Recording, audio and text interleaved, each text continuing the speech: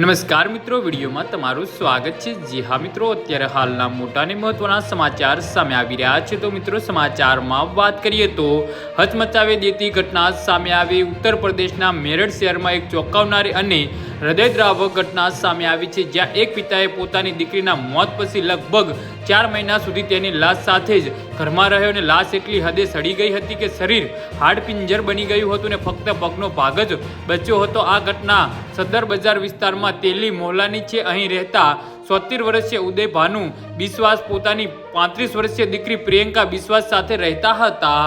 જે હા મિત્રો, પ્રિયંકા પ્રાઇવેટ શિક્ષિકા હતી। 1 ડિસેમ્બર 2025ના રોજ બીમારીના કારણે તેનું મોત થયું હતું। પોલીસ મુજબ દીકરીના મોત બાદ ઉદય ભાનુએ કોઈને જાણ કરી નહોતી અને મૃતદેહને ઘરમાં જ રાખ્યો હતો। દુર્ગંધ છુપાવવા માટે તે પરફ્યુમ છાંટતો હતો।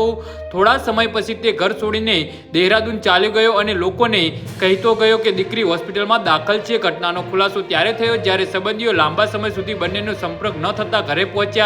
ઘરમાં પ્રવેશતા જ દુર્ગંધ આવતા તેમણે પોલીસને જાણ કરી હતી। પોલીસે એક રૂમમાં સડી ગયેલી હાલતમાં પ્રિયંકાની લાશ મળી, જે લગભગ હાડપિંજર બની ગઈ હતી।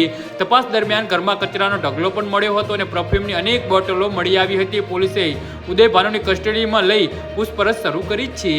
જી હા મિત્રો, તો આના વિશે તમારું શું કહેવું છે તો નીચે અમારી કમેન્ટ બોક્સમાં જરૂરથી જણાવજો અને અમારી યુટ્યુબ ચેનલને સબસ્ક્રાઈબ કરવાની ભૂલતા નહીં। ધન્યવાદ।